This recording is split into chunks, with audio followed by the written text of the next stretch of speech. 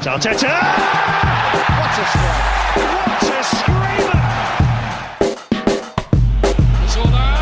And a fantastic goal! Arsenal back in it! And here's Limpar, lines it up, finds the net. Arsenal in front. It's been a rough season, but entertaining Thursday night football gives us hope that there's plenty to look forward to next season in the championship. This is the Arsenal Vision post-match podcast. My name's Elliot Smith, the Black Man, Twitter, Yankee Gunner. Hey, look, we've shown we can beat up the lesser opposition. We've shown that we can have fun playing good attacking football. So next season in the championship could be a really fun season, and we look forward to analyzing that. But for now, we're going to stick with the current season and the invincible run through the group stages of the Europa League. Quite the accomplishment. Lots to talk about, though, actually. The performance of the kids. Should they be getting more time in the Premier League squad? Mikel Arteta's somewhat spiky post-match press conference. We'll get to that. But I do want to address something that I think right off the bat, before I get to any of the three gentlemen waiting patiently to say something of value. Look, there have been a lot of discussions about how Arsenal fans are the problem with Arsenal. That Arsenal Twitter is the problem with Arsenal. And I have to admit that I have always thought that was nonsense, that there are bad fans everywhere, and, Twitter's just a fun thing, and it doesn't really have an impact. But I have been proven resoundingly wrong, and the people that have been saying for ages that Arsenal fans are the problem with Arsenal have been proven resoundingly right. Because, against Dundalk, Arsenal fan and Twitter user That Damned Whore literally scored against Arsenal. So, it doesn't get any more proof that Arsenal fans are against the club than literally scoring against the club in European competition. That's right. Arsenal fan, an active Arsenal Twitter user, an opinionated Arsenal Twitter user, did score against Arsenal. But we probably won't get into that much. He's actually very funny to follow. He's a really good follow. He's a good follow, yeah. He's one of us. I mean, I didn't realize he actually follows me. I just bumped into him last night and I'm like, it can't be. Did the guy just change his name after the game or something like that? But it's him, and he's very funny, and he's just like us, apart from the... To be fair, he's also a bit of a mess at Ozil stands. So, yeah. Careful. Okay, you've heard Paul, so I guess I'll introduce him. He's on Twitter. Pause my pants, hello, pause. Woohoo. Clive's on Twitter, Clive PFC. Hello, Clive. Hello, hello. Tim's on Twitter. Hello, Tim. Hello there. Hello, indeed. Let's start from the end, because I think it is probably one of the things that people are discussing right now. We'll get into the football, the way Arsenal are able to attack more against teams that are worse, go figure, and what it means for young players and whether they should be playing more, and so on and so forth. But Tim, I think it's interesting. If you watch the press conference, it's not an outrageous moment, but essentially Mikel Arteta is asked, you played fewer crosses, there was more variety to the attack. Is this how you want to play instead of more crosses? And he just says, yes. And he's then asked to expand on this, and he's basically like, I'm not going to. I see your friends laughing, so no, I know where this is coming from. I'm not going to expand on it. It comes across as a particularly spiky moment. Now, look, to be fair, you're a young manager trying to make your way in the game. You're going through a rough patch, and a bunch of journalists on a video call giggling like school kids when crosses brought up. Yeah, it's going to rub you the wrong way. And I think probably any manager is going to bristle at that. But I'm curious if you take anything from that sort of chafing response to it. Do you want to read into it, manager under pressure, anything like that? Or do you think it is just the case of a man not wanting to be belittled and ridiculed by people who do not know what it is to sit in the chair he sits in? A bit of both. It was probably slightly precious, but at the same time, he is under pressure. So of course he's going to feel the pressure, and that's I think that's kind of perfectly normal. It wasn't enormously egregious. Like sometimes I see managers being like really outright rude to journalists, and I just think, I don't know. Maybe I have a semi-vested interest here, but it's not that I speak to Mikel Arteta, but and sometimes, I don't know if you saw this clip from about a month ago. I think it was the manager of Crawley Town, just absolutely berating the club reporter who was asking perfectly reasonable questions. And, it's like, I'm not going to explain myself to you. And I hate all that. And I don't like sometimes how Guardiola is and kind of belittling journalists. But at the same time, I think when you're in that situation, you understand that you're talking to someone under pressure. Maybe not in this specific case, but you might be talking to them immediately after a really bad result. for example, and you're the first person they speak to, and so you're in the line of fire a little bit, and I think a lot of journalists understand that. I wonder if some of this as well is a symptom of the fact that Arteta's press conferences have almost been entirely virtual since he came into the job. I wonder, I mean, maybe not so much nowadays, but I wonder if we were back in the kind of in the old normal, as it were, where it's like meet in the room and you're seeing the same faces all the time, and there's that more personal touch. You kind of think, okay, I know James Benge, I know Charles Watts. They sit in all my press conferences. They're not idiots. They don't sit here and try and wind me up. But like when it's a face on a screen, maybe you don't quite get that. That personal touch. Like I say, I know there's more of a distance between like coaches and journalists nowadays, but I think it's kind of fine. Like, I think maybe he slightly misread the situation, and we can kind of say that because, we know Charles, we know his work and everything like that. And we know James and we know his work. And we know, again, that they're not just like a couple of clowns winding people up. Not like, when you hear, if you ever sit in on one of these things, like Sky Sports News's questions, like, fuck me. Like, honestly, it makes you a bit embarrassed sometimes when you're in the room. And they're asking like just absolutely absurd questions. And you think, Jesus, like this manager, like you're in a really privileged position of being able to ask this manager questions. And you're wasting everyone's time. But then again, they've got their own pressures. They've got their own editors in their ears saying, get a line on this, and whatnot. And so there can be some friction there. That's obviously not the case with Charles and James, for example. But at the same time, I think when you're doing the job, you understand that you're in the crossfire maybe a little bit. And I guess like from some personal experience, I speak to Joe Montemurro, the Arsenal women manager, before and after every game. And I've seen it a few times now, like he's a bad loser, right? And that's what you want as a manager. You want someone who's upset when the results are bad.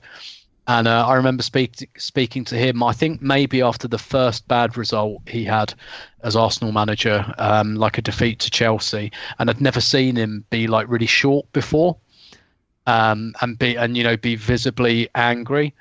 And I joked with him about it like a week later. I was like, I've never seen you like that before, and now it's kind of a bit of a running joke. But that's kind of because, again, maybe like in like the now virtual world, that wouldn't have been able to happen. Like to build that kind of relationship is more difficult. But broadly, I'm kind of okay with it. Like I get it. He's under pressure. He bristled a bit because he could see people laughing or whatever. And I kind of think that's fine, even if it's harsh on the individuals concerned. Yeah. Two things I think that you can take away from this. First of all, he said yes. So in other words, he acknowledges it. Like, yeah, he'd rather play this way than the crosses. Like, which is kind and that's fine. Yeah, yeah. Well, sorry, go ahead. Yeah, no, and that's you'd like him to expand on it, but at the same time, that's the meat of the answer right there, isn't it? That's kind of what you want to know. The yes is good because, like, he had previously said, basically, like, it's pure math. If we keep doing this many crosses, we'll score goals, and like that, I think more than anything, had been ridiculed. And this yes at least indicates a walk back from that. So I think there is something there. And then, the only other question I think you have here is, look, in English football, the media play a role. And if you lose the press and if you become antagonistic with the press, they can make your life quite difficult.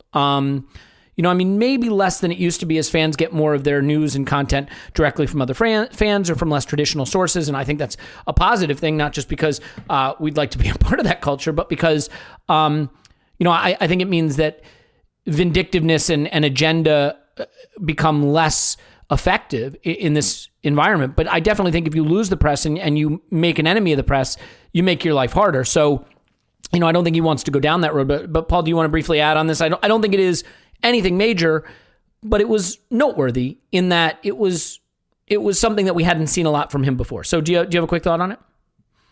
Yeah, so a couple of things. I thought he did it like he was pissy, and I wish he hadn't done it. And it's like maybe you might say it's a bit from the Guardiola playbook, but Guardiola is a whole other animal when he does this stuff. I mean, he just it goes on, and like he sulks for hours.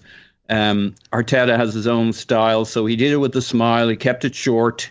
He kept it lightish, but yeah, I think he showed he's almost inviting kind of that maybe the little bit of antagonism going forward with the media. You wouldn't want to do it too often. But on the other hand, other managers can play with the media back and forward if they do it right. I don't think Guardiola does it particularly well, but he tends to be in a very strong position with strong teams, and his problems are the problems everybody else would want to have.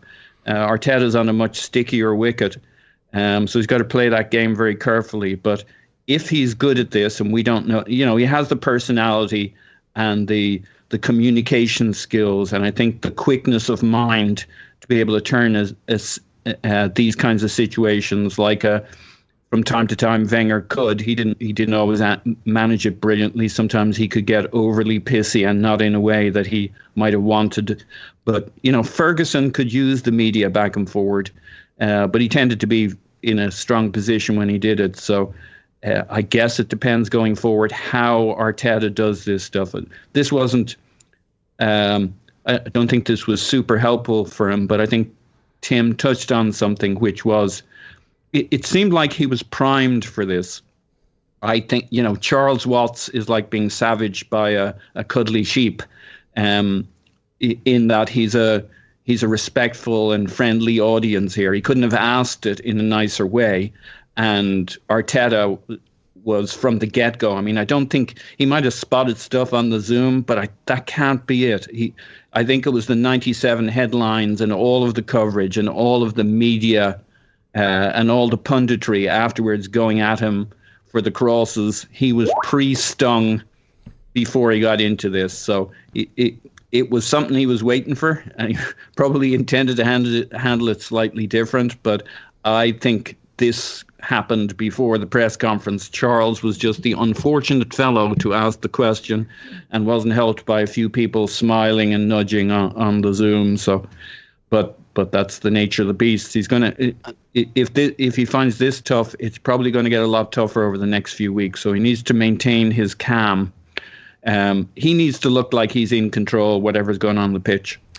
And can I just add please. quickly as well that, for James and Charles, that they cover, well, I know James is in a different role now, but Charles covers Arsenal and that's it. And it's quite easy to become overly familiar in that scenario and not ask hard questions.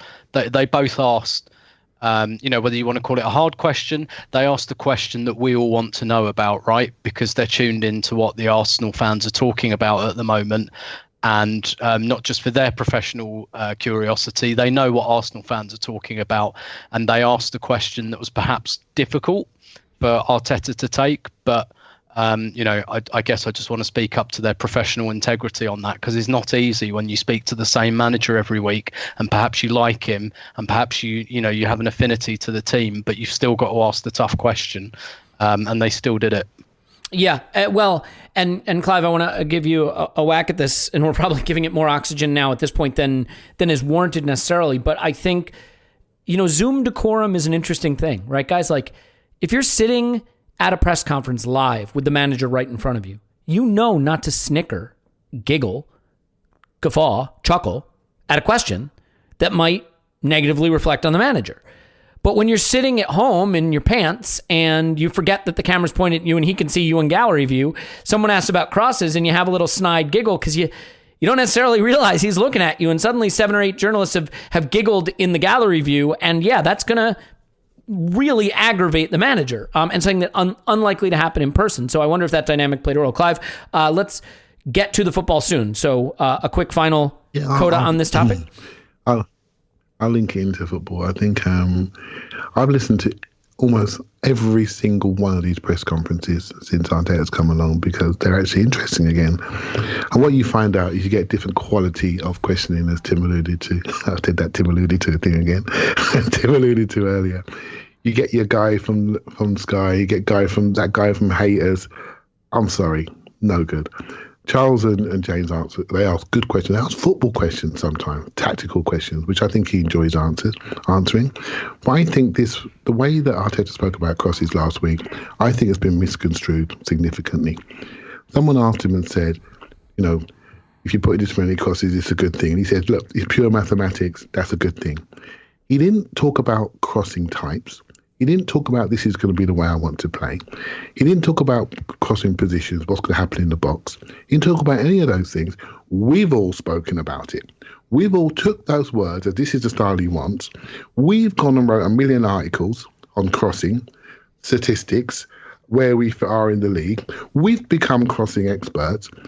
And it just exploded in the week when he took a question on board and he said, mathematics mean we get that many crosses.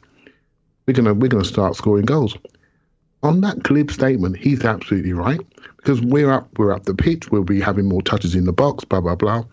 All the other things that make statistics will tell you if we're doing those sort of things, we're going to score more goals eventually. I'm disappointed that people have just thought, well, this is where he wants to go. You haven't got a Giroud in the box. You haven't got this.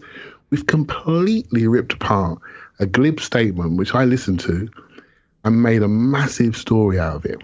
And then suddenly, 2 games later, we just have a normal game, and he has to answer the crossing discussion. I think we've misread this completely, massively completely. There are causes in effect for why we're suddenly putting crosses in, which we could discuss if you want to, but I'm not sure you do, around certain players in certain positions, the Aubameyang off the side, Tierney on the left, Winner on the right. Things have changed in our player pool. Things have changed significantly about how we're playing and game states, which have led to the crossing numbers. It doesn't mean he's decided this is how we're going to play. And I think he was annoyed about it. And that's why he came back at probably the 2 guys on the press conference that actually asked the smartest questions. So that's my view. Yeah, and to be clear, like you touched on something there. I think it's no surprise, right, that teams that get behind put in more crosses. There's game state factors here. There's opposition factors here. There's definitely player factors here. But Clive, I want to stay with you just for a second, because I do think watching this game, you see why fewer crosses are going in. And in my view, and look, I feel like I'm sick of always making the point that the opposition on Thursdays is shit. But of course they are shit. They lost every single game in a group that didn't have another good team in it. Okay? They didn't get a point off Mold. They didn't get, which still is funny for me to say, they didn't get a point off Rapid Vienna. Okay? So yes, they are absolutely shit.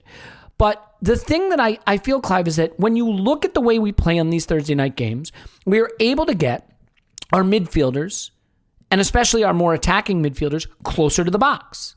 And we were able to press a bit and win possessions higher up the pitch. And so when we're in possession, those attacking midfielders, those forwards, are able to exchange passes more. Think about the little 1-2s between Pepe and Willock and Smith Rowe, and Maitland-Niles had the really nice one right on the left-hand side. And those kind of interactions, those kinds of 1-2s, small triangles, top of the box exchanges of passes are not happening in the Premier League. Clive, you and I have talked to death on the rewatches, the Horseshoe of Sadness. The midfield is 30 yards away from the forwards. So the only place to go is to spin it out to the wing and then cross it into the box. So can we, against Premier League opposition, get these midfielders, especially the attacking-oriented ones, closer to the box, closer to the forwards, to have more of this involvement together? Or is it simply not something we're able to do because of the level of the opposition? Or, and to be fair, if you want to just correct me, do you think my characterization of why it works better on Thursdays is correct, that we are creating more interconnectedness between those lines, especially in central spaces? Yeah, so I don't look at the standard of the opposition so much. I just look at what type of players do we have on the pitch. So you went through some names there. So you went through Maitland-Niles, Smith Rowe, Joe Willock, Pepe. Those players are really attacking midfielders that want to transition forward. So everything about their games is get it, receive it, go. Right? So they naturally want to connect. If you look at the first team players, we've got Willian, we've got Lacazette and Aubameyang, and they're not really connected as exclamation points. And so the one guy that's really connecting is, funny enough, it's Saka. And funny enough, Elliot, we saw the other day, another guy that's trying to do it, when he should be doing his own job, is Hector Bellerin. Yeah, absolutely. Right? And so we have a situation where we have no connections in the first team from the top of the pitch perspective, and we got a lot of those attacking mids that are quite young in the second team. Now, if you add two other factors to it, our centre midfielders that don't punch the ball quickly enough. So in this game, we had El Neni, who's a one-touch player. You can read his game, exactly what he's going to do. He's a release valve, one-touch passer. So you start to get I call it a Brazilian rhythm, because you know what's coming. Just a little drum beat that's going. He's going to get it, 1-2 touches, it's going. So people start to move and know what he's going to do to support his next pass. They don't want him holding the ball too long, because he runs through quicksand, he'll get caught. So as soon as the ball's travelling to him, you get ready for it to create a line to receive it. In the first team, we have two centre mids. Do we need to go through this again? I probably don't. We have two centre mids with diving boots on. They have a million touches that feel themselves, right? And no one knows when the ball's coming. So the players that do want to roll in or can't be bothered half the time, don't do it. They've got an excuse, because those two guys are idiots and not pass the ball when they should do, right? So there's a level of certainty in the second team. There's a level of, so even the limited game that El Neni has suits progression. You see what I mean? And so you can start to see what he's doing, the predictability of his game. And then you talk about these young players that are coming through, so I'm sure you'll get onto. They are really all attacking mids. And they want to spring. They want to go. They want to transition. They're comfortable in their physicality. They're comfortable in their speed. They want to show you what they got. So they spring and they move. And we all look at it and say, this looks really good. And we look at the opposition, but actually it's their game attributes, their player attributes, which suit ball progression, half-turners. I'm not sure if they're ready for the first team yet, but those skill sets, I heard what Tim and you guys said on the instant reaction, those skill sets are absolutely what we need. It's just whether they're good enough, for the first team. Yeah, well, and I got to level with you. I think a lot of people want to presume that these kids can step into the Premier League and add what we're missing. And while I'd like to think they can, I will probably go on a brief rant later about knowing the difference between the really elite young talent and the young talent that's nice and decent, but probably will make it lower down the table. Maybe I'll keep my powder dry for a bit there, Tim. I want to talk about Smith Rowe first. This is tricky because, I am sympathetic to Clive's point about not really examining the opposition. And at the same time, is it about having more space and time to execute things? I mean, Smith Rowe is very clean on the ball. His touches are clean. He can receive on the half turn. I mean, there are things he can do. Like, is he better than Granit Xhaka right now? Gosh, it feels like a jump to say he is, but like Granit Xhaka can't receive it on the half turn, can't play those little one-touch 1-2s, can't move through the space into the final third. And I mean, Arteta even praised him and said he wasn't even really playing in his best position doing all this. So I am torn between saying there's no downside to putting him in because he's already showing us things that our current players can't do, and saying, well, it's easier to do it when you have players who are a step slower, whose pressure comes later, who aren't aware of the movement around them. But Smith Rowe is certainly a player that I think a lot of us have been excited to see. And maybe in that sort of mythical number 10 role, Lacazette was one of the hardest workers against Spurs, but I think we all acknowledge that role is a weird fit for him. Is it time for a Smith Rowe to get a chance? I mean, Arteta basically said he has 0% chance of playing. Is that a mistake? Probably. I imagine that's purely physical, and they're just trying to manage him because he's had fitness issues over the last 2 years. So I kind of feel like, assuming that that's right, I feel like I've got to kind of let them do that because they have the expertise, and also he has missed a lot of the last 2 years, and we don't know whether that's down to growing pains like hip injuries. And, not as an elite athlete, but I speak from experience, hip injuries are a real bastard. Like, we all saw what happened to Freddie Ljungberg when he had surgery on his hip. He wasn't quite the same player after that. Roy Keane as well, he had that surgery, not quite the same player. Your hips are very, very important. particularly for a player like Smith Rowe, who is, like you say, a real half-term player. I do think that once he's up to fitness, absolutely. I look at him as someone who can absolutely come into this team and improve it, because, like I said on the instant reaction pod, I've seen this boy's talent and it's huge. It's absolutely huge. And sometimes a kid just comes into the first team and just looks at home straight away because like you say, he's technically so clean and he can do all those. I mean, I guess I was going to call them basics, but we've got so few players that can actually do them, that maybe they're not so basic. I think probably what I'd be minded to do once he's ready, physically, or once they think he's ready physically. I thought it was interesting in playing him in that slightly wide position, like optimum. His optimum position is as a number 10, or maybe even as a free 8. But maybe the way to induct him is to play him in one of those wide forward positions, maybe off the left or something, and have him like coming in field and combining with Aubameyang, and having the fullback Tierney or whoever going outside of him. Or he had a good relationship with Maitland-Niles on the pitch, and this is another trait of good players that I think is really underplayed, is the ability to create partnerships. And we talk about him a lot, right? But for me, that was the standout attribute of Cesc Fabregas. Whoever Arsenal played up front on the wings, good relationship with Theo, good relationship with Adebayor, good relationship with Van Persie, good relationship with Hleb, Brzezinski, Flamini. That's because he's a really good player, and really good players don't just play their own game, they appreciate the talents of the players around them, particularly creative players. And I see that in Smith Rowe as well. The way he was just like knocking the ball around with Maitland-Niles on that left-hand side, really, really like that. They haven't played together a lot, right? Maitland-Niles is 3 years older, I think, than Smith Rowe. They did not play together in the youth team. That is not a pre-existing relationship. That's just something they were doing on the pitch quite naturally, and that's another one of the things I really like about Smith Rowe. And I do wonder if maybe that's the kind of role for him, if and when he's ready, just coming in off that wide position, perhaps not being in the centre where everyone's a sprinter, everyone's like an Olympic sprinter in the Premier League nowadays. Maybe just coming off that left-hand side and into the half spaces, which we don't fill out enough anyway.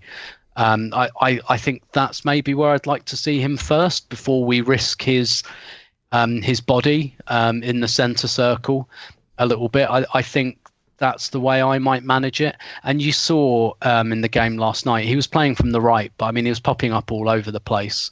And that's the kind of thing we've clearly been trying to encourage Willian to do. If you look at Willian on an average position map, he's in field and he's all over the place. And I've said this a million times. I don't understand why we thought Willian could play that role. He's never done it. He's never played as a number 10 or as a left winger. He's always been he's been like Stanley fucking Matthews. He's the most old-fashioned right winger I've ever seen. And I don't mean that pejoratively. I mean, if you use him like that, that's how he's really good. Touchline, beat the player, cross in. That is who he is. Right, he's a 1950s English style winger. Except maybe not beat the player anymore. I just had to throw it in. I'm sorry. I can't help myself. But even you look at the goal he created for Gabriel against Wolves. What did he do? Received the ball out of feet, whipped in across. That is who he is. That's what he does. I do not understand why we bought him to drift in field. It is never what he has done well. Smith Rowe can do that. He is the type of player you can put out wide initially, and maybe when he's 23, 24, we can have the number 10 conversation. But just have him coming in field, creating partnerships, creating triangles, almost doing the role that Mkhitaryan was doing under Emery, but, hopefully slightly better and more consistently. Yeah. You know what scares me a little bit, Tim, is that like when Cesc Fabregas came into the team, he was such a precocious talent. He made it clear he had to play. But he came into a very good team. He didn't have to save it. Jack Wilshere, precocious talent. Good team, granted, not the team Cesc came into, but a good team, didn't have to save it. This team needs saving. And that's the worry. The worry becomes, how much responsibility falls onto these kids to come in and save it. We've seen Joe Willock play well on Thursdays and not be able to influence games on Sundays. I think it is going to be hard for any of them. But at the same time, and this is my rant, and I'm not going to make it a rant, I'm just going to make it a quick point, Paul, and then I'll turn it over to you. Bukayo Saka came into a bad team and was manifestly good and had to play, and now he plays. And he's not even playing great every game, but he clearly belongs, and he clearly can do things to win us games. Like, when the talent is clearly the level you need, you don't have to squint to see it. You know, I can't even find a debate of anyone saying Saka's not good enough. Most of these players who break in from the academy, there's a pretty good debate. You know, Nketiah, he's good enough, he's not good enough. Willock, he's good enough, he's not good enough. The ones that really are good enough, there's no debate. Everyone acknowledges, yeah, Saka's just good enough. He just is. And so, you know, with Smith Rowe, it's tougher because he hasn't played a lot. He's been injured a lot. We've seen very little of him. And there is such a need for him to be a guy who can come in and play that role. I love the qualities he has, but it's a dangerous position, a dangerous time to take a young player and thrust him into this. So, I mean, what do you think, Paul? When you see a guy playing on the half turn, playing 1-2s, who can carry it forward effortlessly and injects that tempo that we lack, are you prepared to say he's ready for these chances? Or do you see more of a Willock situation where it's like, you know, we just don't know yet that level translates? Neither. So he's not a Willock for me. I mean, I actually think it would have been great to use him for those 44 games that Willock played last year. I like Willock, and I think there's a role for him in our squad. But I think Smith Rowe is the guy who understands where the space on the pitch is. I mean, he had a big responsibility for Huddersfield. He basically was kind of the free 8-10. May have been championship level Kevin De Bruyne, but he was kind of, you know, I remember an article on him where he had said Kevin De Bruyne was his model, and like the problem with that comparison is just the skill levels of Kevin De Bruyne at least these days are off the charts. But that to me is where he's going and where you'd use him. I definitely think your mini rant there on the young players, I think, is exactly right. You can see it with Saka. We saw it with what's his face, with Gabriel Martinelli. I mean, they just, when they're good enough, they're good enough. Martinelli's a great example. Yep. Mm-hmm. Yeah. I mean, we have Gabriel at the back as a centre back. That's really young for a centre back, but you knew straight off. And you know, Tierney's bloody young. When Hector arrived, he was bloody young. But like, they'll have their games where it catches up with them. But overall, they'll have 2 out of 3 games where you say, oh yeah, they're right there. Whereas you look at Nelson, who I really like, and I think he should be kind of in that grouping.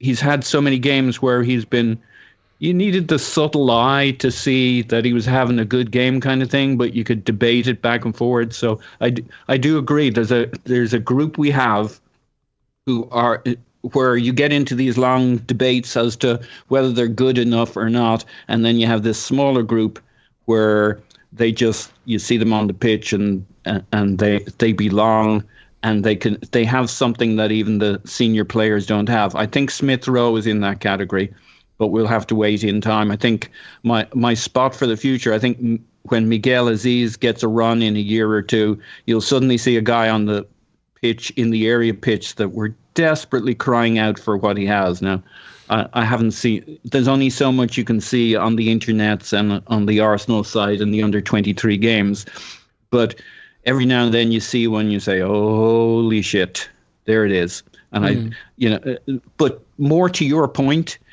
if he is that guy, it should just pop. When, you know, at a certain age, given their time, it should pop for you that this guy is that good. I don't think Smith Rowe is fit enough, maybe strong enough right at this moment.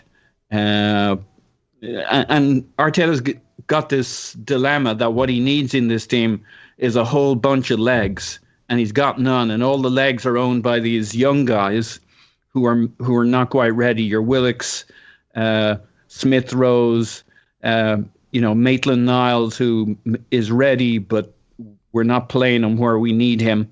And we don't know if he's good enough where we need him. So there's 4 or 5 players who have the legs he needs for us to compete in the Premier League, but none of them are either ready or available or adapted to the position he would need them in. And when left with his existing squad, I mean, it's just like, unless we're in form and knocking it about and got the automatisms going, then we run into trouble because we don't compete. Yeah. So it's interesting that you brought up Martinelli, because there's some debate about whether Arteta was reluctant to use Martinelli. And I think there's a question to be asked about Arteta's willingness to rely on youth. I mean, it is tough, right? Because he plays Bukayo Saka regularly all the time. No reluctance to do that. I mean, maybe Arteta is sort of seeing what I'm seeing, which is the good ones, it's not open for debate. But I would think Martinelli be in that category, and he does seem to have a preference for the older, more experienced players, and maybe he feels he can just rely on them to follow his instructions better. But part of Martinelli's problem, though, was he plays where he wanted to play Aubameyang, and Aubameyang was out for a couple of games, so Martinelli was starting. I think it was around the red card time. So I think that's a little bit of a challenge in assessing how much he wants to use him. But he has tended to want to use both from the left, and Aubameyang, back in the day when Martinelli was fully fit, was getting preference. But yeah, I share that concern that maybe Arteta only has the appetite to play one kid. He certainly has leaned towards experience, especially under pressure at the end of the season. And now that he's under pressure early to mid-season, the only good thing is he's relied on his experienced players, and it's got him to here. So now he needs to do something different. Yeah, I mean, I would say the shout for play all the kids. Look, let's be clear about something. The kids would get relegated from the Premier League. Don't fool yourself. The kids would get relegated from the Premier League. They are not good enough. The U23 team routinely loses to teams that are in League 1, League 2 level. Dundalk would get relegated from League 1 in England, okay? That's their level. It's not mean that the kids are not good. It means that the kids are not uniformly Premier League quality. Maybe 1 or 2 of them is. And if 1 or 2 of them is, that's a coup. You don't get more than 1 or 2 academy kids who can play at the Premier League level, let alone top 4 level. We already got one in Bukayo Saka.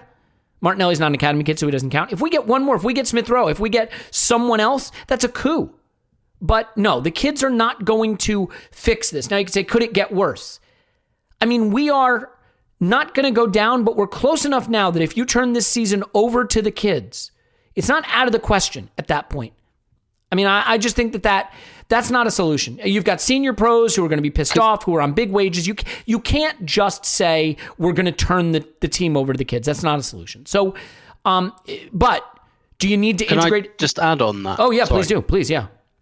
I was just going to say, I think that comes out of an emotional place, doesn't it? Like, oh, fuck it, just play the kids. Yep. And actually, that's not good for the kids. No. That's not good for their development. Like, what you need, and again, like, all right, Fabregas was a stellar talent, right? But look at who he came through alongside. That's what young players need. If you throw them all in together, it doesn't actually help them. If you put them in, like, let's say Smith Rowe makes it, or Martinelli, put them in, like, with Aubameyang. That's great. Like, put Smith Rowe in, I don't know, with whoever, Willian. No thanks. But do you know what I mean? Like, but usually they need experience with them. If you just throw them all in together, they're like, that's satisfying for us to punish the senior players, but it doesn't actually help the young players. If anything, well, not if anything, it will certainly stunt their development. Yeah. How many times do you hear about somebody like Fabregas talking about when he joined the dressing room and the players he looked up to and the player, that he was in awe of, and just a few words from them kind of thing. And you just can't throw all the kids in. You just get a bloody mess. They can't be the guys who set the benchmark unless there's something a bit special about them. Yeah, and again, that's not an excuse to not use some of them. And I understand the urge to be like, well, can they do worse than the senior players? They can. They genuinely can. Yeah. And then you kill them, and you kill their value, and you kill the team, and you've got a squad that's a mess because you've got tens of millions, hundreds of millions of pounds tied up in players you're not using and kids that you're destroying. It's not a realistic solution. But again, some should be in there. And there should be a meritocracy about getting that position. And that's tricky when you're losing so much, because what's the meritocracy? Clive, I want to, Balogun is another one we're going to have to discuss. But before we do that, just really quickly, it's a stunner from El Neni. Good for him. Do you have any concern about using Ceballos, about using El Neni, about using, Maitland-Niles for 90 minutes? We've got 6 games in 16 days, 7 games in 19 days. We basically have 3 central midfielders at the first team level. It's Xhaka, Ceballos, and El Neni. I realize that sports science now is about periodization and actually not playing is not always good for these players. But do you have any concerns about risks being taken with players in this totally dead rubber game with so many fixtures coming up? Not really. I think El Neni needed the game. They took him off, so I'm hoping he'll play on at the weekend. Ceballos, well, he doesn't play every game anyway, and when he does, he might now. He might now, right? He could be in line to start every one of those 6 games in the next 16 days. Yeah, and we've got Maitland-Niles to come in, and we've got Joe Willett to come in. This is why you have these kids playing in these games. When they do come in, they can do something. At least they're coming in to fix a problem rather than be relied upon. I very much agree with what you're saying, that the kids shouldn't be relied upon. I think what we need to be thinking about when it comes to kids' development is how we use the loan system. We've only got to look across to our Chelsea neighbours and just look what they've got and look at their young players and look at their league appearances compared to ours. And it's significantly different. We're debating Eddie Nketiah, for example, but I know Tammy Abraham may be a year older, from school year older, if you know what I mean. But Tammy Abraham's played over 155 games. Played at Villa, played at Swansea, he's played at Bristol City. He's in the Chelsea teams, in the England team, and they're still debating him. But he's in there, he's had the experience, and we're still trying to work out who Eddie is, and we've already decided the kid beneath him is going to be better. Smith Rowe, compare him to Mount. Unluckily, Smith Rowe went to Leipzig and only played 2 or 3 times. He hasn't had the experience on the pitch. He's played under 20 times with Huddersfield. And Mason Mount, he's like, again, over 150 appearances. Right? It's a different ball game. We've got to work out the development of these guys much better. And because they're so good, and the gap between the first team and them is not so big, we're using them. So we've got a very heavy squad. We use them in these games. The Premier League bench rules doesn't allow us to put 2 or 3 more on the bench. So we can't put them on if the game state suits them, give them minutes, even not in the squad, which is really frustrating because we'd like to see him in the squad. Do you know what I mean? If you see him on the bench, we'd be a little bit happier. When we see Klasnik on the bench, when we see Mustafi on the bench, and when we see these people on the bench like, Xhaka and El Neni on the bench, and Maitland-Niles, and no attacking mids on the bench last weekend, this sort of thing really sort of annoys people, and quite rightly. For us, I think we've got to get better at our loan system, make sure they have the experience they need, so when they come in, they can do the job we want them to do. And what we have to remember, that youth development is not a linear exercise. It's something that's uniquely individual to that person. Smith Rowe, again, a player that I absolutely like, but his body's, he had a 90-day groin injury, and that's a long time. He's had abdominal strains, he's had shoulder injuries. This is warning signs of a young player that's struggling with the everyday training and then the games on top. He has to build up a robustness of body, build up those hormones that you need, those man hormones that take away from a teenage hormone, to be able to deal with that level of intensity on a daily basis. As soon as he can, we'll be able to decide, and he'll be able to fill in holes. But I don't worry about the experienced players. I'll be honest with you, Elliot. I don't worry about them because they're not doing anything for me at the moment. And they need to get a rhythm, keep a rhythm, get a bit of confidence on the win, and then see what they can do when they come into the team. I think we've got enough in those areas to cover with some of the younger players. And I wish we could share games a bit more. If we had the bench, we could get Joe Willett on for Ceballos. We could get Maitland-Niles on when he's starting to get leggy and get run. And just so we can share the games. But that scenario's gone with the squads and the 5 sub rules, which I think is disappointing. Yeah, and it is tough. Clive, I have to tell you, for me, with this very, very busy period coming up, I think there'll be a chance to look at a lot of different players because he'll have to rotate, maybe not even starting 11s, but the teams that finish the games. And maybe we will stumble onto somebody who's really ready to make a difference. One of the players, though, Tim, that looks like he has something about him. And again, we have to be careful about over-emphasizing performance on Thursday, but I think the interesting thing with Balogun looking sharp and exciting is Eddie Nketiah is playing Thursday too, and I realize he scored a goal and it's a lovely chip. And it's taken from a huge error and a transitional opportunity that arises from it. But like, I think Balogun has looked sharper than Nketiah, just candidly. Maybe that's blatant agenda and bias on my part. I mean, we've seen Nketiah in the first team. And, I know what we have in him, and I think Balogun looks like he has more about him. I guess this is a tricky one, though. I mean, here is a guy who we've known about. We've had in our academy, highly rated. We seem to have kind of hit the snooze button on doing anything with his contract. We didn't make path for him to playing time. We nailed our coach to the mast with Nketiah, fair enough. Gave him first-team opportunities. Didn't really find first-team opportunities for Balogun. And by the time we kind of woke up to the fact that his future was no longer really in our hands as he enters, as he's into the last year of his agreement, and, to determine that there's something special there, we now seem to have woken up to the idea that we should give him these opportunities to try to salvage the contract. And I guess the question now is it salvageable? So it's a two-parter, I guess, which is one, are you as impressed with Balogun? And do you think that maybe we've made a bit of a hash of this, and is it recoverable? I guess that's a three-parter. So whether it's, they have been trying to sign him for a while, and then things went dead. All right. So can I stop you just for a second? I want to be clear about something, right? Yeah, sure. Trying to sign someone is two-part component. One of the ways you keep a player is you show them that they have a future at the club, right? So the easiest way to get an academy player to sign with the club he grew up with is to use him, right? Is to put him on the pitch. Yeah. Yeah, and you'll see like either side of Saka's contract. I know Saka plays every game now, but if you look at those games after lockdown in June, July, Saka started every game, and then as soon as he put pen to paper, he was back on the bench. And sometimes you've got to be cute like that, right? We did it with Walcott. We put him in striker. Yep, 3 games. That's exactly right. Yeah, got him to sign a contract, and then didn't do that again for 2 years. So the tricky balancing act here with Balogun and Nketiah is that I only just realised this because I think Andrew wrote about it on our blog. They have the same agent, so you can't. But that really forces your hand, because you can't say to the same guy, you can't give the same guy the same spiel. You can't do we really see Nketiah as the starting striker, and then walk into the next room and go, oh, you again. We really see Balogun as the starting striker. I guess you could say that Lacazette's lack of a future means that there is a way that we could keep both if that's what we wanted to do. If we say to the one agent, look, he's going to be gone in a year, right? So there is actually a space for both. But Nketiah's deal is up in 2022, right? So whether we make a decision on him or not, he's going to make a decision on us pretty soon, if he hasn't already. And he's probably going to look at how this season goes.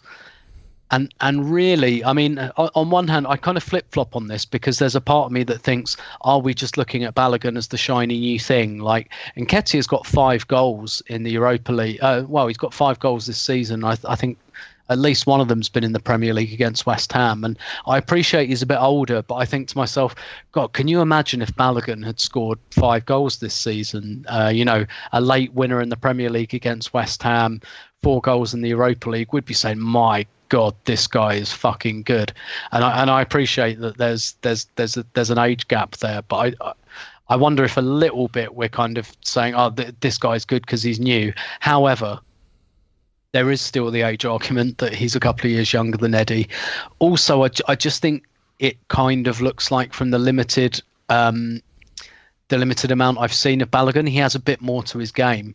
So the way he holds the ball up and gives it to Willock for that 3rd goal, for example, I just don't see Eddie doing that. I think Eddie Nketiah is a decent penalty box striker, and I really like his goal in this game, the way he closes the defender down and he gets the finish. And I think when he's in the box like that, you kind of back him.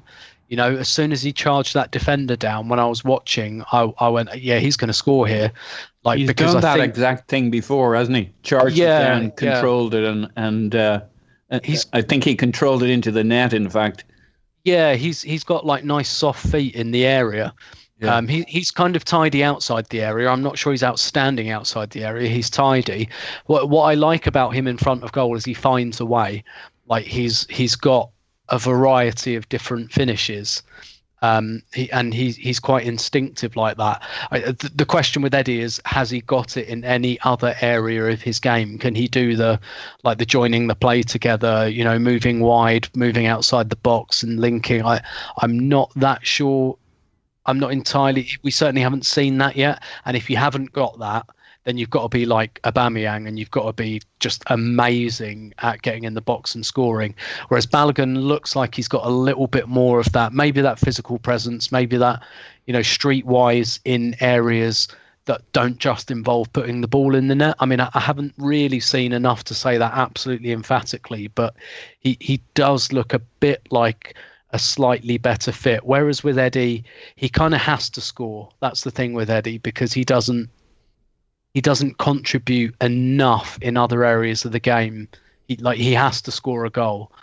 But Balogun, the reason I wanted to see more of Balogun is because I want to see if this impression, and maybe I'll get that chance, I don't know, but I want to see if that impression, for my own curiosity, is right, that he's just got a bit more to his game all around, and he just looks a little bit more forceful to me. He had that, was it in this game? He had that volley over the bar, where he comes onto it, and it's such a difficult chance, but he takes it on and it just goes over, and you think, yeah, that's a guy who's just got that kind of that forcefulness, that assertiveness that I'm not always convinced Nketiah has. But maybe that's just a bias because they physically look different, and maybe I'm just noticing the bigger guy of the two. But yeah, I'd like to have seen Balogun given a bit more of this game, just because I feel like that window's closing now. We've got Man City in the Carabao Cup, we've got Newcastle in the FA Cup. I'm not sure the chance is there for him to start either of those games. And if we get through either of those, then, there's no guarantee we're going to get a League One or League Two side. So I do feel like that window's closing a bit. But if, for example, we want to keep Balogun more than Nketiah, the fact that they've got the same agent kind of actually works in our hands, because we can say, we can have one conversation basically and say, sorry, we don't see it with Eddie. Go and find him another Premier League club. Get us £20 million. We'll throw a nice contract at Balogun, and we'll all go from there. And maybe that would work. You know what I will say, Tim? You made a point earlier in this answer about if Balogun had scored the 5 goals and Nketiah had scored, right? And I guess what I would say is that, like, the issue isn't necessarily who's better or we've had a look at Nketiah. As a club, we should know what we have with him now. You know what I mean? I went on an epic rant, epic not meaning good, just long, about patience not being a virtue in football on the Instant Reaction Pod. And the idea that, you can't have 4 or 5 seasons to judge players. You just can't. You've got to make these decisions quicker. And at this point, Arsenal should have a good idea of whether Eddie Nketiah is going to make it at the level we need. My opinion is he's not. And the problem is when you say someone's not good enough for Arsenal, people think you're saying he's shit. And I'm not saying he's shit. I'm saying he's going to have a good career somewhere, but probably not Arsenal. We should know by now if we think Eddie Nketiah is an Arsenal player going forward or he isn't. And if he isn't, it doesn't mean Balogun's going to be better than him, but he's the next man up in line to get the chance to show what he can do. And 3 seasons from now, we should have already figured out what we have in Balogun. You know what I'm saying? So or 2 seasons from now. The point is that yes, Eddie Nketiah right now is further along in his development than Balogun is, but we should know what we have in Nketiah. And if we know he's not going to make it, then he should be moved along and Balogun should be that next man up who gets that chance. As it happens, this is what happens. Iwobi stands in the way of Saka, right? Maybe Willock stands in the way of Smith Rowe, and Nketiah stands in the way of Balogun, and you have to sort of move these guys on. You made the point in the Instant Reaction Pod, and I'll just make it for you quickly. Bentley and Fabregas came through at the same time. One went out on loan, and one became one of the best midfielders in world football. You have to make these choices, and you can't let one stand in the way of the other. So, Paul, I'm going to come back to you on this, but I know Clive has messaged me that he is privy to all of the inside information going on. He has been in the room where the discussions have happened. He's been on the phone with agents. He messaged me to say that I am officially ITK here. Please come to me because I know all of the intimate details of the contract negotiation. So, Clive, with that lead in, go. Yeah, it's not really fair, but what I will say is that... when have I ever been fair? Just to add a little bit of juice to this, the same agent is for Saka and Nelson as well, right? So that tells you that agent is in the club, right? So with this situation, what happened was the contract that we offered Balogun was a very much incentive-based contract, and he didn't like it. So I also tried to freeze him a little bit. So when all those players were coming up to the first team training shots, he was never in first team training. And something changed. I'm not sure what it was. Was it Raul going? I don't know. We can decide. I'm not sure. But something changed. He started coming into first team training. Suddenly the conversation started happening again. And now he's had first team opportunities. And here we are, had a little chance to see him for an hour's worth of football. And he looks pretty good. He looks pretty good at the first team level. He looks pretty strong, and there is a potential pathway developing with Lacazette potentially going. But I still think we need another striker anyway. So I wouldn't. If you want to blame the club for not offering the right contract at the start, I don't know the contract details compared to some of the other young players with that same agent, but he knows what he can get out of Arsenal. I would trust that, given the fact he's got those players under his wing. And he's had players like Alex Iwobi as well, historically. So he knows how to get things out of Arsenal. He's seen players leave Arsenal. So I'm not sure if he's an easy person to deal with. I'm not that close. But he knows the drill. And Arsenal right now, given the fact the player's playing well, need to come back to him with a different contract, with maybe less intense incentives and more guarantees. And that's just business. And if they're smart, they need to do it quickly. If we don't get him signed up, he will leave. Then we'll get compensation. But that compensation is not defined by us, but an independent panel. And it could be like 8 or 9 million, something like that. And given what we see in this guy already and his physicality and what he can do, he's very two-footed, and that hunger that he has and how he pushes men around, I think there's a lot more than 8-9 million quid there for us, So if he scores 5 goals, that's 25 straight away. That's how quickly things go. So I'm hoping we sort this out. Arteta's making the right noises. He's making the right noises. But, we saw last night, didn't we? And we can see the potential of him in different phases of the game, different to Eddie. But, something that maybe we need for this particular build-up. I think that'd be really interesting. And much like everybody else, I liked what I saw. Yeah, and to be clear, I don't know that Balogun will be better than Eddie Nketiah. I don't. I mean, I hope he's better than Thierry Henry. I don't know what he'll be. My point is more that we have had enough of a look at Nketiah that a good club at this point should have pretty clear conclusions. Those conclusions can wind up being wrong, but you have to. Patience is not a virtue here. You have to make these decisions and move on. Paul, you are the optimist, so I will let you tell me why he is going to stay and sign a deal. Well, he's been here since he was 8. We've had worries about players before, and when we've rated a player who's been a long time and shown him the love, now we may have fumbled the ball a little bit here with him over the last 6 months or so contract-wise, but he's been here since he was 8. We were worried about Saka. We thought that wasn't going to happen. Once we're clear on the abilities of a player, and once they're an Arsenal player, it makes all kind of sense for their careers for them to commit to being at Arsenal. Because we're going to give them the chances. Like they go to another club, they'll get lost in the mix if things don't go well for them early. Whereas you can be shit at Arsenal for a year or two. We're after you've signed your contract, you're going to get your chances because you're an Arsenal lad if you've got potential. So it makes sense on both sides that he stays with us.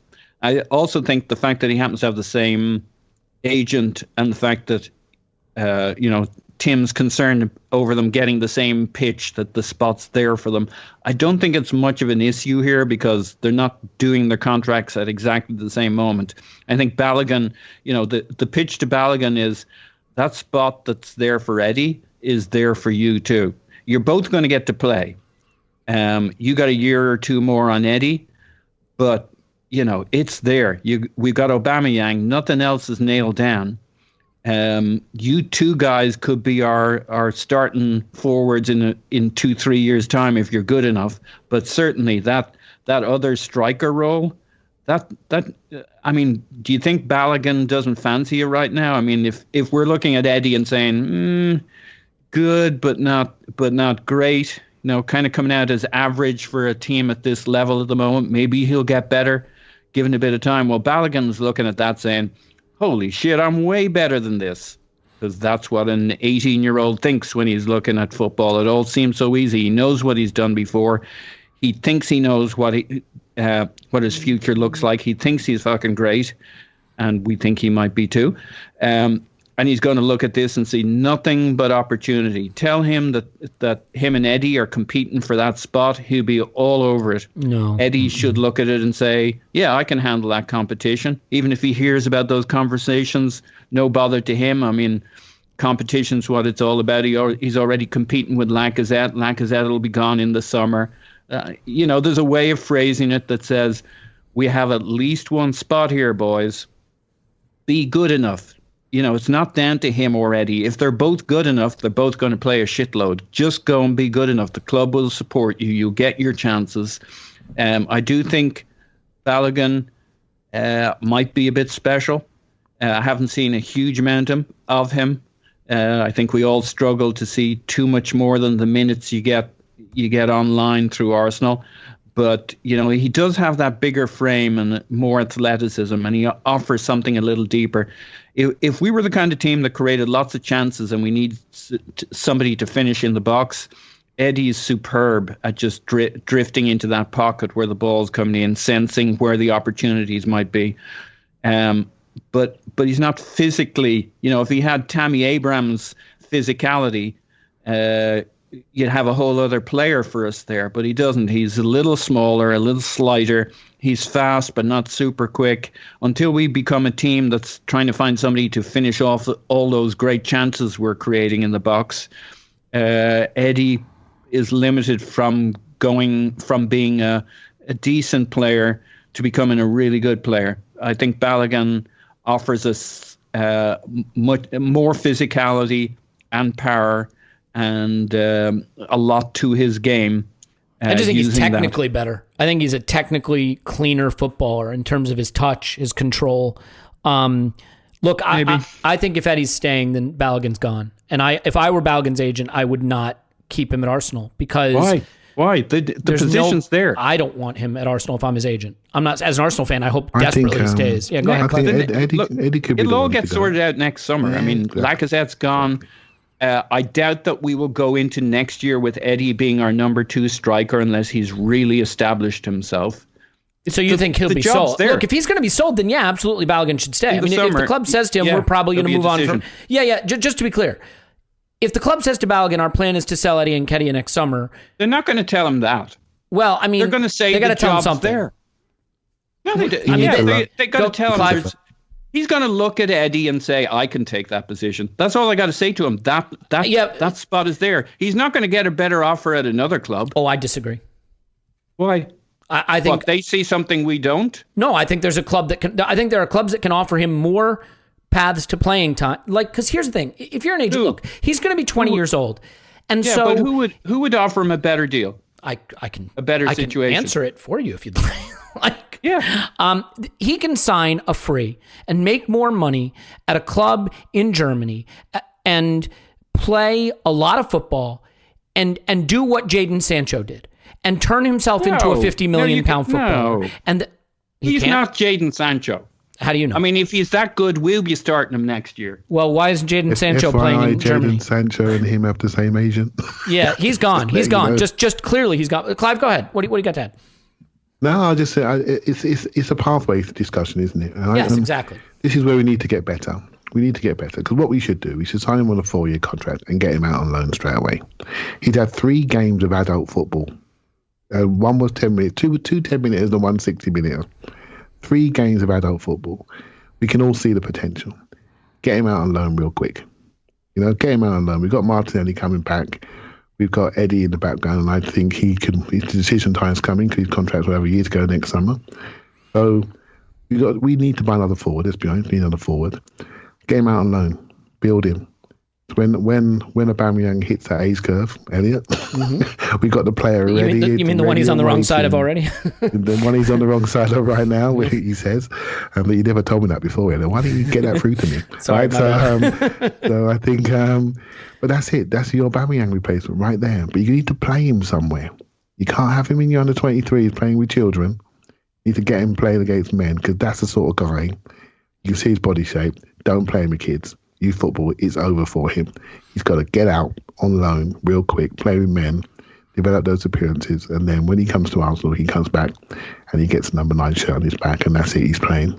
I think that is all right. So you know what, you've elucidated much better than what I was trying to say, which is no surprise whatsoever. But it's essentially that, like, you need to do a couple things. You need to show him the money, pay him really well, and you need to show him what his path is going to be, as you said. And that path can be, here's a loan, we've lined it up, we hope you like it, do you like it, we've scouted it, this is where we think you can go and spend a year playing real football, and then you come back and there's going to be first team playing time for you as striker. As Aubameyang's into the last year of his deal, he's not going to be playing every game as much, we don't foresee, and we don't see anybody else, really taking that role from you. Or maybe it's next season he just becomes the backup striker, I don't know, but there has to be a path. The problem is, he can go get good money and plenty of playing time at 20 years old somewhere. And if you're an agent, you look at it this way. He's got 3 more contracts. This one after that, and one after that. That's his entire career. This next one is the one that can make him a £50 million player. This next one. So from 20 to 23, he's got to become a £50 million player. And the only way that's going to happen is if he plays. It's the only way. He can't be behind Eddie Nketiah from his 20 to 23-year-old contract. He can't. If you're an agent, you cannot allow that to happen. So by the way, I want to be clear about something. I'm not saying he's Jadon Sancho. I'm saying that model. I'm not saying that that's who he is or who he will be. But as his agent, you can't let his 20 to 23-year-old period be behind Eddie Nketiah. You can do that if you're Benik Afobe and you don't have a £50 million career. But if this kid has the talent and if he's got that big future, this is why I went on the rant about patience not being a virtue on the instant reaction pod. Eddie Nketiah should have been sold this past summer, because then Balogun would be playing his minutes and this wouldn't be an issue and he'd be signed. But that's not what we did. And now we have to make some tough decisions, and we got to convince a guy who in January can sign with Dortmund if he wants, that he should stay and that there's a role for him. But if you're his agent, you can't let his 20 to 23-year-old period be sitting behind Aubameyang and Eddie Nketiah, because that's how you don't become a £50 million player. That's how you become nothing. And I don't know how you fix that. I mean, Clive, it sounds like you wanted to just jump back in quickly, and I don't want to freeze Tim out. And then I do want to turn the corner and get this one over with, because we put an hour into a Thursday night football game. I think it's good. It's good chat, right? The game was average, right? It's good chat. I think we have to get better at. We got a bright young group from Hale End, really bright young group, and we are really focusing on them because the old blokes are not that good, right? So we're looking at the youngsters. And we're looking at all the comps, and it's exciting stuff, right? So, but we have to get better at loading these guys out at the right time. We're not maximising them. We've only got to look at Chelsea. I really feel strongly we don't have enough loan relationships to get these guys to meet. We've been unlucky with Eddie and unlucky with Smith Rowe at Leeds and RB Leipzig. They're still here. They're making their way. They could have been better with more minutes, with more fitness. They'd be more ready, so we wouldn't have the discussion. They'd just be there. The Eddie situation, I said the other week, he's coming to a head. Potentially he could go. You can see him at a Bournemouth. You could see him at a promoted Norwich. You can see him at Crystal Palace. You can see him at these places. First team player making good money for himself, right? Or we sign him on again, and we try to eke that value out while we're waiting for Balogun. Balogun's arriving real quick. Sometimes it happens so fast you can't wait, right? So we've got to find out. We've got to get better at loaning and having strategies to the first team. I don't think we have to get better at talent identification and getting people near the squad. I think we're brilliant at that. Getting them near the training with the first team. I think it's incredible opportunities that we give these young players to train with the first team at a really young age. I think we're really good at that. We know all their names. We see them in all the videos. And they get so much exposure. And that's how we attract these young players to Arsenal. We say, you're going to train with the first team. You're going to be amongst that first team squad. We do that well. But now we get these players here. need to get a much better loan strategy so we can get more ready-made people into the first team. That's my view anyway. Yeah. All right. Well, Tim, just a final thought here. I mean, look, this will all get sorted out. And there is a chance Balogun stays, obviously. I mean, to Paul's point, like, he's been here since he's a kid. He surely loves the club. I'm sure he loves London. I'm sure he'd rather stay at his childhood club and in his home than go somewhere else if he can avoid it. But agents tend to be very involved. We think about it from what the kid would want. It's really what the agent wants for the kid. That's how this is going to be resolved. So we'll see how that works out. I guess this is the most pressing question coming out of this. The group stages were fun, and we played some dynamic attacking football, and we looked at the lines compress more, and we looked at the midfield interact with the forwards more, and a little bit more pressing that allows us to turn the ball over and create possessions that start higher up the pitch, and that all works. And we haven't been able to duplicate that in the Premier League. You could argue it's level of opposition. You can argue it's the players we're using. You can argue it's the tactics that Arteta's employing, and maybe it's some combination of the three. It's Burnley at the weekend. We know what they want to do. They want to sit deep. They want to hit it long. They want to hit crosses and set pieces, to head to score the odd goal and sit back and defend it and block shots and stuff. So Mikel Arteta is in a tough spot, because if it's just Lacazette and Willian and, Xhaka and the usual suspects crossing their way to a 0-0 at the weekend, people are going to be furious about it. But at the same time, if you go with the inexperienced kids and you lose again, it's a mess. So in your mind, is there a right number of kids to bring in? Is there one change he could make? Is it Nelson for Willian or ESR for Willian? Is there one sort of exciting, dynamic, youthful player he can insert into this to fix it? How do you see him going this weekend? Yeah, it's an interesting one, isn't it?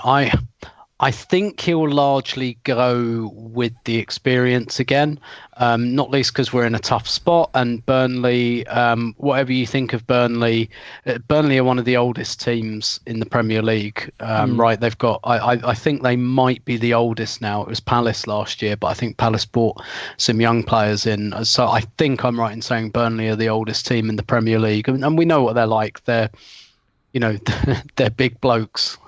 Basically, most of them. So I think he might defer to experience, and also because I think that these plans are usually set in advance. And, when stuff like, when he selects his team for Dundalk, he probably already has his team for Burnley in mind. And I think you have to do a lot against Dundalk to then force your way back into the conversation. Yep. So I think he will, Lacazette, Aubameyang, Xhaka, the players who had no part of this and didn't even travel, I'm sure they'll be back in. And if they don't do it against Burnley, then, then maybe we're looking at things a bit differently. I think what I'd like to say in closing, though, which is not a response to your question at all, but a point I really want to make. And like anyone who's been listening, free swim. Anyone's been listening to this podcast for the last few years will know I've been banging on about this for ages, about don't spend money on squad players. Use your academy players for that stuff. Use them for as long as they're useful. Then make a call on them when they're 21, 22. And if they're good enough, give them more. If they're not, sell them on, right? Like we did with the Iwobi, etc., etc. I've been calling for that for years. Stop spending money on Lucas Perez. Stop spending money on Cedric Suarez.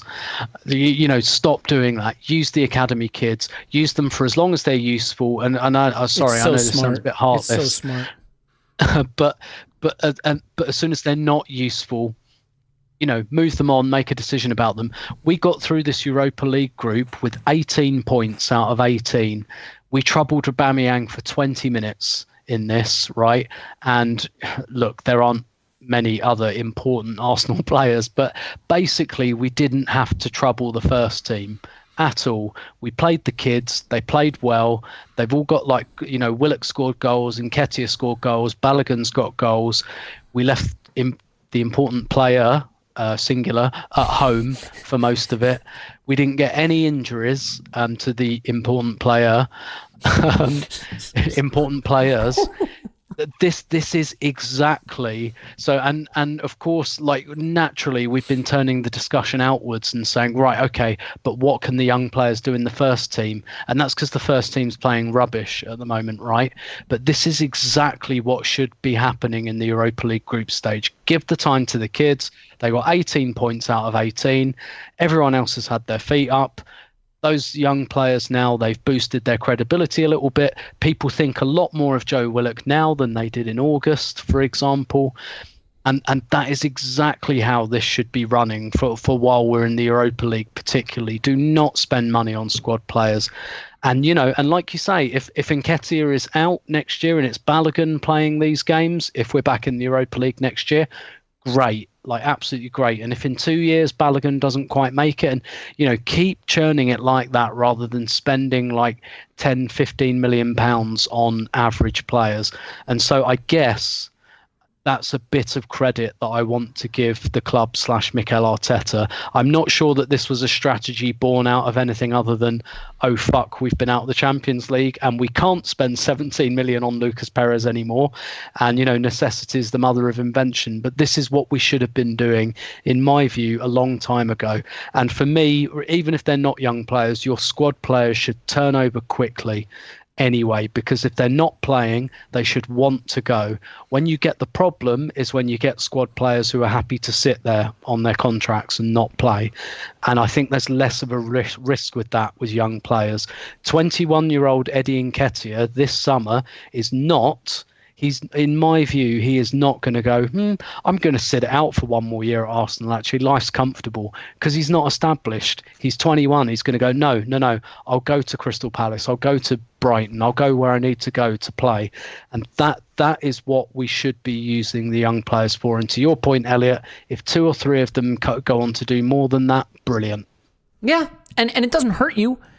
Opportunity cost is about what you could be doing, not, what happens with players who have moved on. They're not your opportunity cost. The opportunity cost is the players you have at the club, which is why you don't go get a Pablo Mari and you don't go get a Cedric and you don't go get a Willian and, you don't go get these guys who stand in the way of younger players who could become asset value or just become stars for your club, even better still, who have really no upside and can sit there soaking up paycheck, and with no ambition to move on or go anywhere. So, Paul, I'm going to finish with you because there's one thing that we do have to touch on. Guys, look, it's a Friday pod about Thursday Night Football, but this is something that I don't want to leave the pod without at least touching on. Paul, there's a weird situation developing in France where the TV station that basically committed all the money to prop up the league is folding and doesn't look like they're going to pay the league. And the league's in huge trouble, and the clubs, as a result, are in huge trouble. And there's rumors now that there'll be fire sales, and hopefully, obviously, Ligue 1 doesn't fold, and French football goes on to continue to be a going concern and churning out brilliant talent because it's been doing that for years. But at the moment, it's very uncertain, and it certainly would look like the pressure is on agents to get their players out of there and on clubs to maybe cash in. Do you have any sort of insight into this in terms of just what's happening or any take on it? I mean, obviously it's reignited questions about whether we'll go back for a war, and things like that. But it certainly looks like a potentially terrible situation developing there. No, I have none whatsoever. I'm glad I came. Sounds terrible. Yeah, this is the first you're hearing of it? Absolutely terrible. I think we should buy a bunch of players. Awar is not. I think that Awar bridge seems very burned to me. But there's never a shortage of talent there for the last decade. Well, let me tell you something. If the Awar Bridge is burned, it looks like the Soboslai Tunnel is burned. So I think we're stuck on Shaka Island because we got nobody. I am glad I came to you with this. Do you want to punt this one over to Clive before we say goodbye? Yeah. But we'll. I mean, if there's meltdown and there's opportunity there, we have the need and they'll do it. So could be exciting. That's about all I got. Not a totally similar situation, but we kind of lucked into Santi Cazorla by taking him off a club that had money and then went bust. Clive, you have any thoughts on this situation? And Dundalk, I mean, those players apparently don't even have bloody contracts going forward. So we could have a little look around there. If Dan Hoare is listening to our podcast as an Arsenal supporter, get in touch. Yeah. Okay, Clive. I hear he's a whore in the bedroom and a left back on the pitch. Super. Yeah, I find I was just talking to someone about it today a little bit, and it's it's a firm called Media Pro, and they failed to make the last few payments, and so everyone's a little bit concerned, obviously. Like the French government has chucked them some money, but that's just getting through. And Canal Plus are waiting in the background to pick up a deal, but they're going to pick up a deal at their price, right? Aren't they? What would you do? Right? So they historically own that contract, so that's going to be interesting, and it could. Obviously, there's a number of players, although I'm a little bit less enamoured with the French league. The Pepe's burned me a little bit. Nice, talented player, but you're not sure what you're going to get sometimes. And physically, he hasn't stepped on as I thought he would do. I'm not saying we use him correctly all the time. And so I'm starting to think a lot more about players in our league, like Basuma, for example, players like that. And Buendia, when we're looking to buy rather than going to the French league, because I'm just not sure their physicality. I'm really not, so that's a problem. So it's going to be interesting to see what happens. It won't just be us looking at these bright young things. I watched Lille versus Celtic last night. There's a player called Boubacar Samari, strong player. We nearly went for him instead of Partey. I looked at him last night. There are other players in that Lille team. We've also got a relationship with them that look really quite good, so young raw talent that we could easily buy at a much better, more competitive price. So that'll be interesting. And one last thing on the young players, I think we criticise the club sometimes for not playing them at the right time and not loaning them, and myself included. But we wouldn't know anything about them if we didn't see them in these scenarios. We wouldn't be debating these players at all. And sometimes we need to turn it around and flip it around and praise the club for getting them to this level. Not many clubs have got this many youth players this close to the first team. And I think sometimes we've got to turn it around. We don't want to see them go out the door for nothing. We don't want to see the wastage. We don't want to see particularly Cedric and William, not so much Murray, because we don't seem to be producing many centre halves. There's a young guy called Dan Ballard, who's a Northern Ireland international. He comes around the corner for me, by the way, and we're not sure if he's quite ready yet, but he looks quite solid. But we're not producing many centre halves at youth level. But why are we buying the Cedric? Why are we buying the William? We've done it. We've got lots of attacking young midfielders. They're just blocking the road, right? So yeah, I think the club doing some good things just need to sharpen up their game. And maybe there's opportunity coming out of France. If they're smart, they can maybe take a few players out of there for half the price. And I will certainly be looking at that. Yeah, well, I'm glad that we had the chance to discuss it and inform Paul of it live on the podcast. So, all good things. That's why I come on this thing, just to catch up with events. Catch up with current events. Tim's on Twitter. Stiberto, thanks, Tim. My pleasure as always. That mute button is hard to get to sometimes. Paul's on Twitter. Pause my pants. Thanks, Pause. Woohoo! Clive's on Twitter. Clive PFC. Thanks, Clive. Thank you very much. My name's Elliot Smith. You should block me on Twitter, Yankee Gunner, if you aren't already. Good God. I do want to say there is a tweet. I think his name is Makayo Saka. He has done an infographic of the podcast, so to speak, that is one of the funniest things I've ever seen in my entire life. And it sums up all of us quite succinctly. Pretty well. It's pretty damn good, man. All I want to tell you, here's the teaser. The image has Clive in a monocle. Okay, so that's all you need to know. Go seek it out. And seek out the inevitable result this weekend, because we love you. And we will talk to you after Arsenal 10, Burnley 0.